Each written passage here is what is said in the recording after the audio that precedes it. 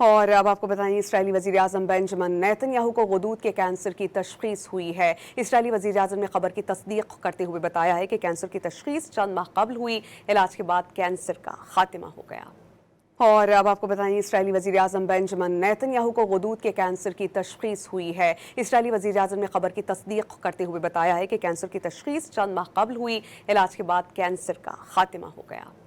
और अब आपको बताएं, इसराइली वज़ीर-ए-आज़म बेंजामिन नेतन्याहू को ग़दूद के कैंसर की तशख़ीस हुई है। इसराइली वज़ीर-ए-आज़म ने खबर की तस्दीक करते हुए बताया है कि कैंसर की तशख़ीस चंद माह कबल हुई। इलाज के बाद कैंसर का खात्मा हो गया।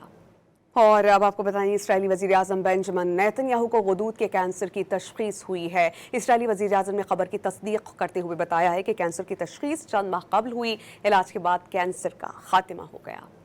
और अब आपको बताएं, इसराइली वज़ीर-ए-आज़म बेंजामिन नेतन्याहू को ग़दूद के कैंसर की तशख़ीस हुई है। इसराइली वज़ीर-ए-आज़म ने खबर की तस्दीक करते हुए बताया है कि कैंसर की तशख़ीस चंद माह कबल हुई। इलाज के बाद कैंसर का खात्मा हो गया।